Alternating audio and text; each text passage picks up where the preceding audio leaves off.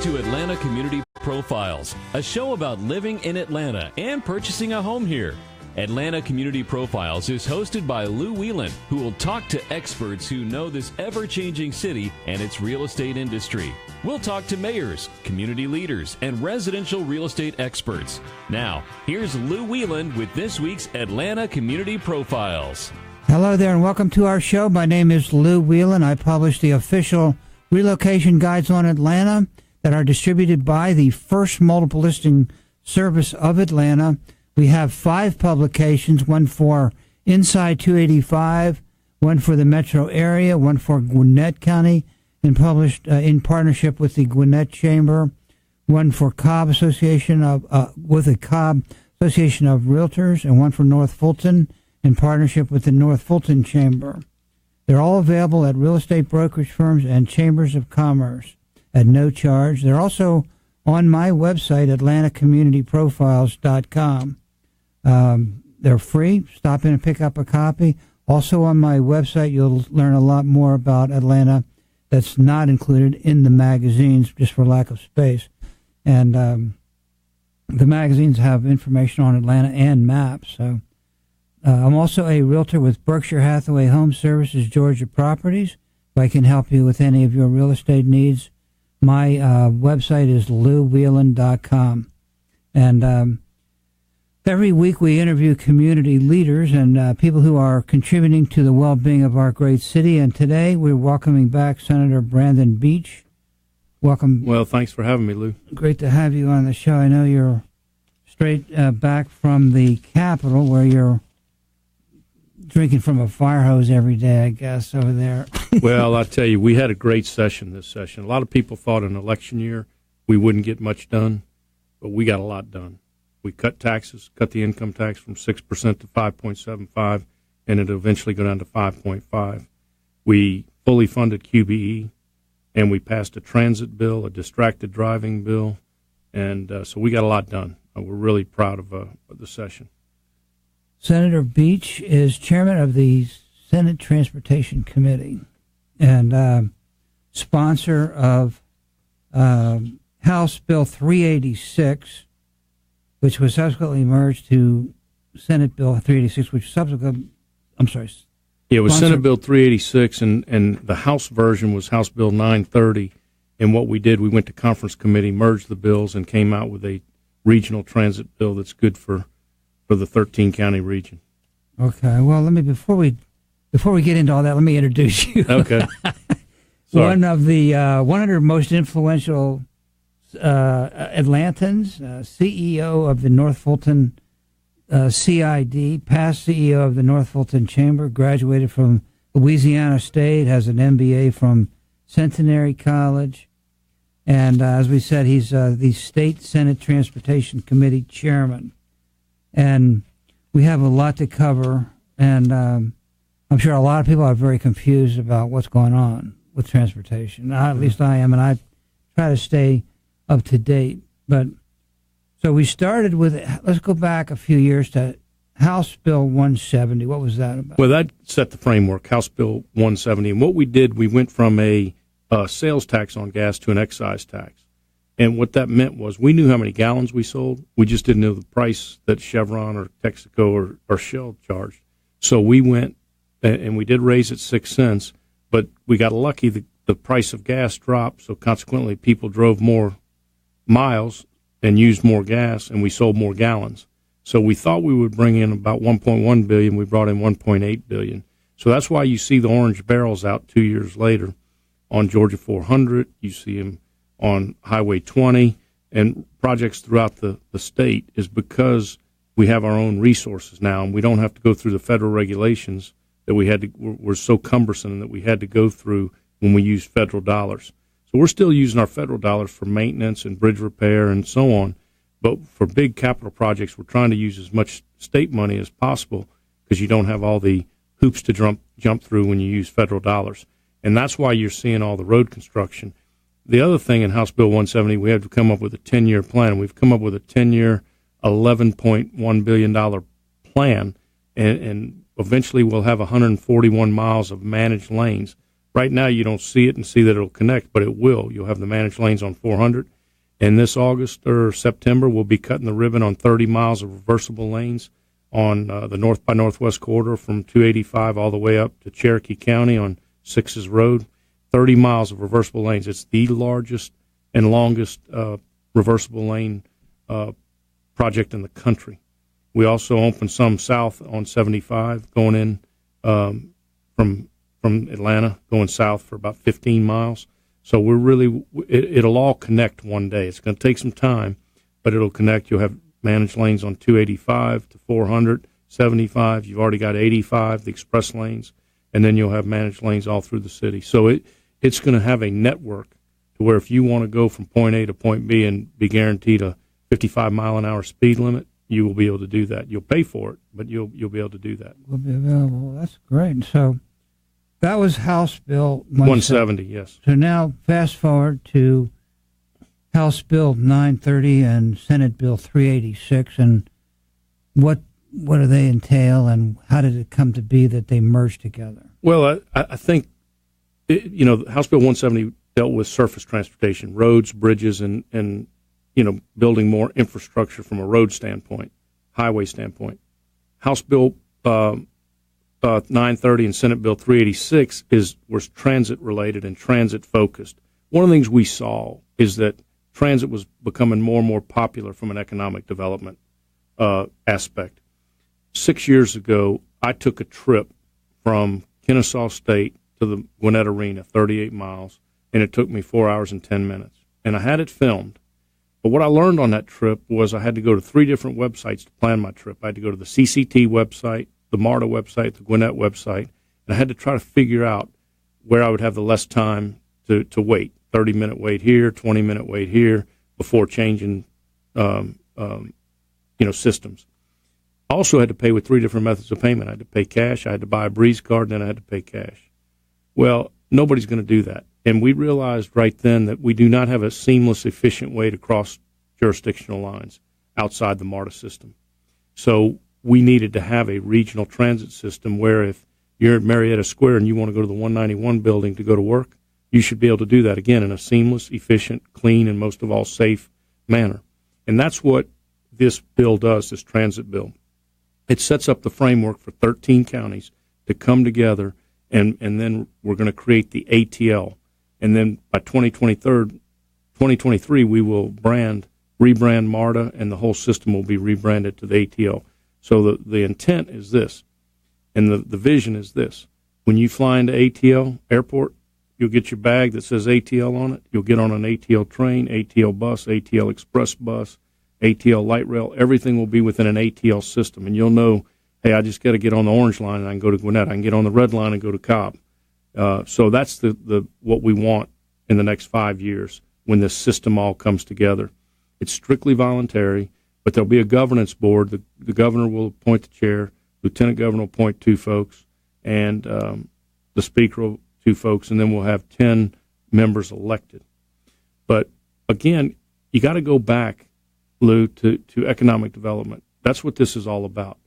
When you saw 6 years ago, when you see that Keith Parker, who was the CEO of MARTA, was going on economic development missions with the governor, you knew something was going on because he was going there to explain transit to these companies. And then a few years later, you see Mercedes-Benz coming, State Farm, Pulte Homes. They all moved to Atlanta, and they all located on a MARTA line. Now, I want you to think about those 3 companies. Mercedes-Benz, what do? They sell automobiles. State Farm Insurance, what do? They sell automobile insurance. Pulte Homes, what do? They build garages for automobiles. All 3 of those companies have automobiles in their business model, and yet all 3 of them want to locate around transit. And the reason they did that, the employees want it. They demand it. Their talent demands that. So I think what you're seeing is this. When I was CEO of the Chamber 15 years ago, the CEO on an economic development mission would make the decision on where they wanted to live, where he or she wanted to live based on where they wanted to live. So if they wanted to live in Gwinnett County, they went to Sugarloaf. If they wanted to live in Windward, they went to North Fulton. You fast forward to today, that CEO is still making the decision 15 years later, but he's making that decision based on one thing. Where's my talent? Talent is dictating everything. And the best example of that is Gwinnett. NCR moved from Dayton, Ohio to Gwinnett 10 years ago. Now they've moved across the street from Georgia Tech and built that new headquarters. The reason they're there, they want to pull that talent out of Georgia Tech. So we're going to try to understand the ATL, the Atlanta Regional Transit Link Commission, and exactly what they do. Okay. And what are some of their goals and challenges. So stay tuned. We'll be right back.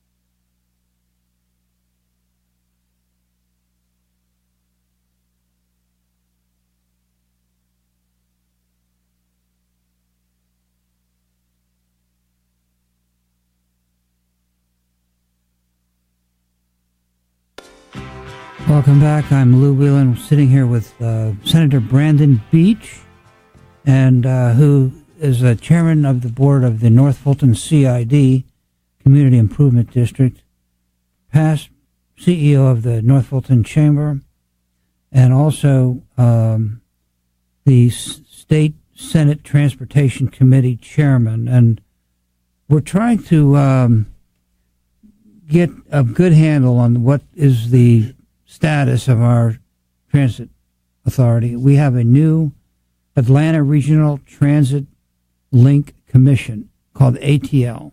Correct. And how would you define their purpose? Well, let me tell you what we wanted. This when we wrote this bill, and I got to give Chairman Tanner, Kevin Tanner from the House, he deserves a lot of the credit. He worked on it. I worked on it along with the governor, lieutenant governor, and the speaker. So we all that were working on this, we wanted it to be very partnership driven, but most importantly, we wanted it to be customer centric, good for the customer, good for the citizen to be able to take public transportation. And we didn't want to take over MARTA. We didn't want to take over, AARC, or we didn't want to take over Gwinnett or Cobb. We wanted, again, it to be partnership driven. But we knew that crossing jurisdictional lines was impossible, pretty much. So we knew we needed to fix that. What we're creating is in 13 counties, and it's voluntary. They can come in to the ATL with a project list, and they can go to the voters for a 1-cent sales tax that will be dedicated to transit. So let me just tell you right now, Gwinnett's probably going to be the first one to do this, okay? Right now you've got MARTA that's in Fulton, DeKalb, Clayton, the city of Atlanta. Now they'll be able to tie into the MARTA system at Gwinnett if the voters approve the project list that they're coming up with, okay? Let's just put that in perspective. That'll be another 1 million people that will be able to cross jurisdictional lines. That's about the population of Gwinnett. It'll bring in an additional $150 million in revenue. Then if Cobb comes in, the south part of Cobb, we've carved out a district for them. That would be another 350,000 people that would be able to cross jurisdictional lines, another $85 million. And then Fulton is going to do another 0.2, both for North and South Fulton for bus rapid transit. It's going to go to the voters. And if that happens, that's another $30 million. So you're talking about $265 million in revenue, and 1.9 million people will have better access and more access. So you'll be able to go from DeKalb County, and you'll be able to go to the Brave Stadium in Cobb County in a seamless, efficient way without changing buses and so on. You'll be able to cross the jurisdictional lines. So there'll be what the ATL will do. They'll do planning, they'll do funding, they'll do construction, and all the federal money now, instead of going into Greta will come into the ATL for transit, and then they will distribute it, and then all that's done by formula, Lou, so it's all formula-based. So the members of ATL are the mayor of Atlanta, the chief executive officer of MARTA, and each of the county commission chairmen. Is that correct? Well, no. In the final bill, we changed that. That was part of my original bill. Now what we did, the governor will appoint one. He'll appoint the chairman. The governor will. The lieutenant governor gets 2 appointments. The speaker gets 2 appointments. The GDOT commissioner is on the board ex officio. Then there'll be 10. There's 10 districts, 10 different districts, and they will elect one board member amongst their county chairman. The state House members and state Senate members in those districts will get to vote one person to a 4-year term. Okay, so this is sounds very complex, and how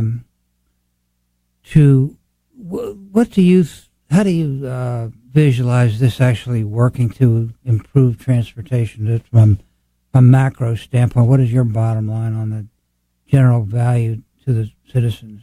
Well, I think when you have a system that works, you'll attract lifestyle riders. There's 2 types of riders that ride transit. You've got the lifeline rider that does not have an automobile and has no choice. If they have to wait 30 minutes between stations, they'll do it because they don't have a car. But if we're ever going to attract the lifestyle riders to get them out of their car, you have got to make it simple. You've got to make it where they can get from point A to point B in an efficient, quick, seamless manner, and most of all, safe. And I think when you bring all these together, you're going to attract more people on transit. Now, is it the silver bullet? Is it going to solve all our problems? No.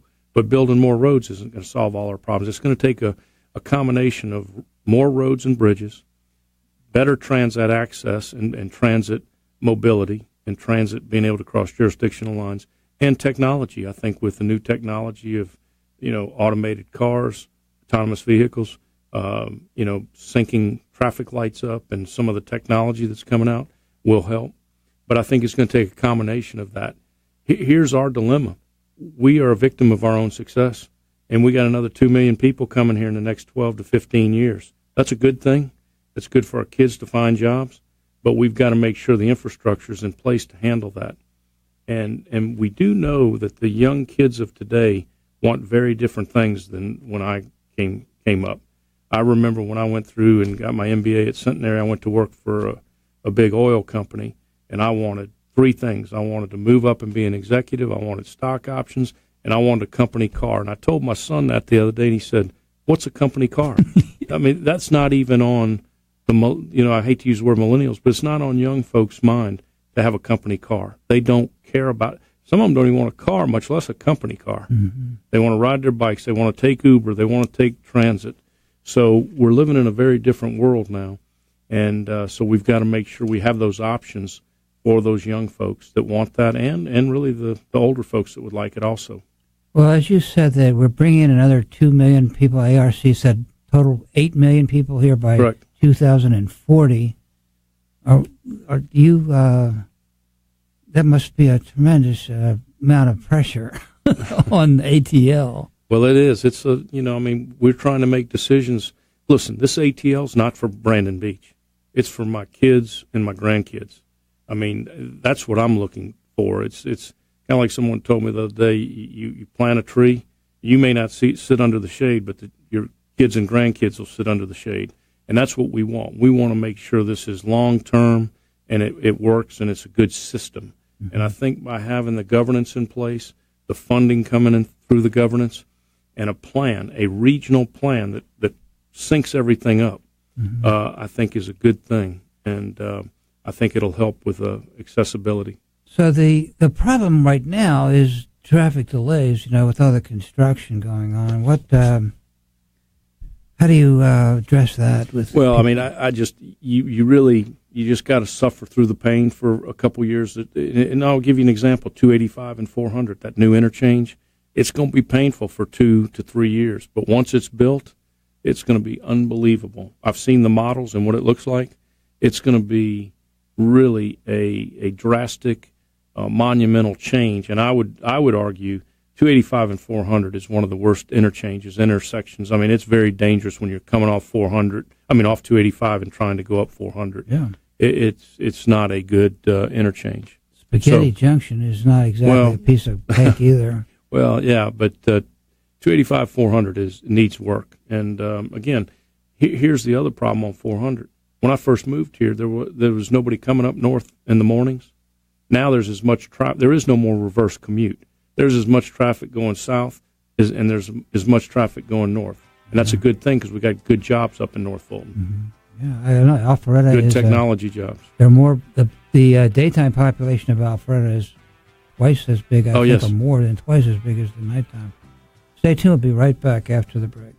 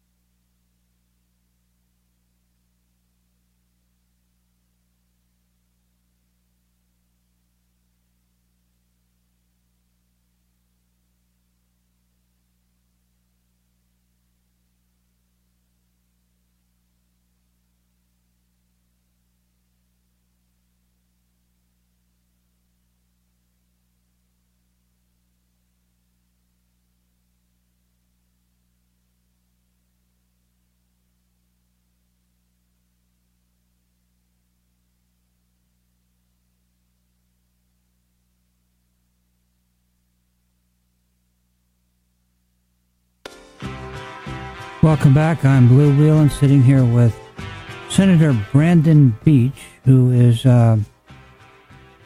also doubles, has several other things. He's on quite a few other boards, but he's in the city, but he's also the Senate Transportation Committee Chairman and Chairman of the North Fulton CID. But there was an interesting panel discussion recently held by the Atlanta Business Chronicle, in which they brought up some pretty interesting questions, and one of which is not to be diminished, and that is funding. Tell us a little bit about where you see funding now and going forward. Well, I think on the transportation piece, we've addressed that with House Bill 170. We're bringing in an additional $1.8 billion of new transportation funding. That's coupled with our federal program and our current state program. So do we need more money? Yes, we could use more money. I think the other thing that you're seeing is I think the Trump administration is loosening up some of the regulations on how you spend that money and making sure you can get a shovel in the dirt sooner with federal dollars. And I think that will be big because right now with all the stuff you have to do with federal dollars, you're only spending about 60 to 65%. So you're leaving 40 cents on the table of actual road construction. A lot of it's going into studies, environmental studies, and so on, Corps of Engineering studies. So if we could loosen up some of that and add another 20% of dollars for construction from federal dollars, that would be a lot of money, all right? On the transit piece, each county is going to go to referendum if they come up with a project list and the county commission wants to, and it'll bring in 1%. As I said, just if you bring in South Cobb, Gwinnett, and both North and South Fulton, you're going to bring in $265 million, and then we put $100 million in the state budget in the bond package the governor did, so that's $365 million. What you can do with that, Lou, is you can leverage that either through bonds or you can leverage it going to try to get federal transit administration dollars, and hopefully they'll loosen up their regulations too, so we can get these transit projects built faster.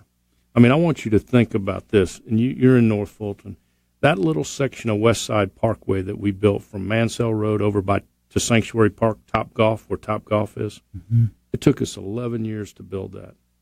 Now, to put that in perspective, when Eisenhower came back from the war, from 1956 to 1970, in 14 years, we built 46,000 miles of interstate. We couldn't do that today. We just have way too much regulation. And I think that is one of the things the Trump administration is addressing is the regulation. I also think they're looking at an infrastructure package that hopefully the dollars would flow to the state and we'd be able to spend them as state dollars and not go through some of the federal regulations. And that would help. So we're looking at all kind of ways to fund things. But, funding is an issue. I noticed that comment that you made in that Atlanta Business Chronicle meeting that every dollar that you invested in that infrastructure in North Fulton generated a return on your investment of 6 to 10 times. Yeah, well, that's one of the things the CID does. It's a self-taxing business district, so the commercial taxpayers in that district pay another $3 million. It generates about $3.3 million a year. We take that money and we do all the studies, all the engineering, the pre-design, all the stuff we need to do to get a project what we call shovel-ready. Then when it's shovel-ready, we try to go get the money from the state or the feds, and we then build the project.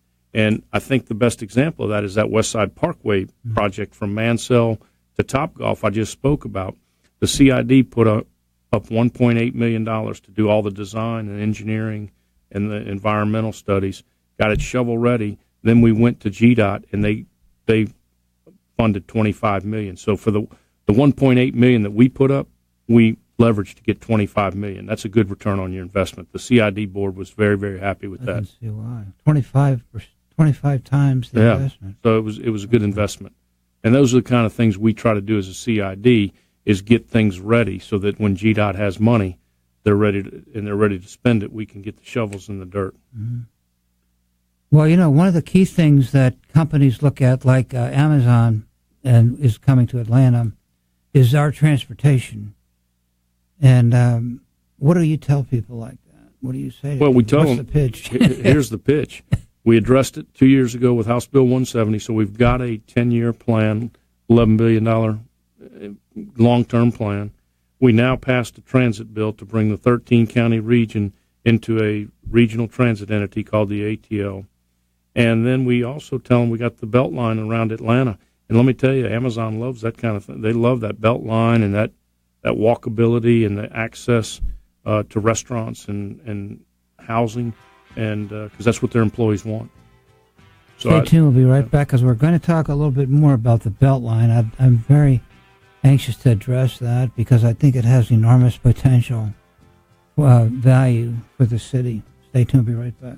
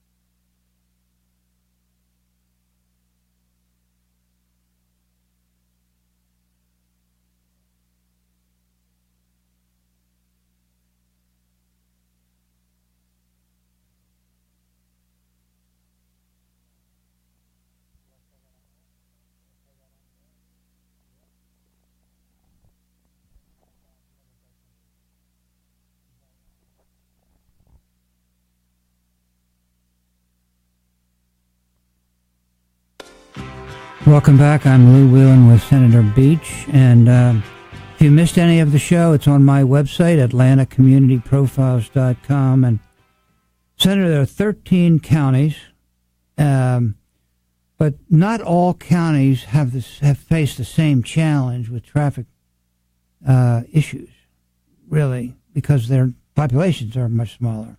Yeah, I mean, I would tell you, we set up the framework for 13 counties because I think they eventually will need it. That being said, really the 5 big counties are the ones that would make the biggest impact. If you've got Fulton and DeKalb and Clayton already in the MARTA system, and you can add Cobb and Gwinnett into a regional system, you're talking about almost 4 million people right there just in those 5 big counties. And I've always said if you get the 5 big counties to play in the sandbox together, you could make a lot of progress. Now, then what we want to do is when that is successful, then you want to bring in a Cherokee or a Paulding or a Henry or Fayette County, and they may want to then become part of the system because they'll see how successful it is and they'll continue to grow. Again, if we have 2 million more people, they're not all going to come to the 5-county region. Some of them are going to have to live in Forsyth or Cherokee or Paulding or Henry. So that's what this framework is set up for the future. But realistically, I look at Cobb and Gwinnett as the first ones to really take a good hard look at it and examine it and say, hey, we want in. With all that's going on in South Cobb with the Brave Stadium and the Battery and all that, they're going to need transit options that sync up and get people from DeKalb and Gwinnett into to that new facility. And then Gwinnett is actively, I've got to give Charlotte Nash, she is the chairman, and I got to give her a lot of credit. 2 years ago, she was not a big proponent of transit. But she's made not a 180, a 360, and she's our biggest champion. And she wants Gwinnett to have transit accessibility through to the region because she knows it's about economic development and jobs. I mean, you just see where these companies are going. Amazon, big deal to them is transit and the Beltline. They want that lifestyle for their employees. Now, I know we could talk all week about rail versus buses and so forth, but is rail dead, really? Is rail dead? Rail's very, very expensive. I do think you'll see some light rail. For example, you may see some kind of light rail from Perimeter to Cumberland type deal across 285, or you'll see bus rapid transit.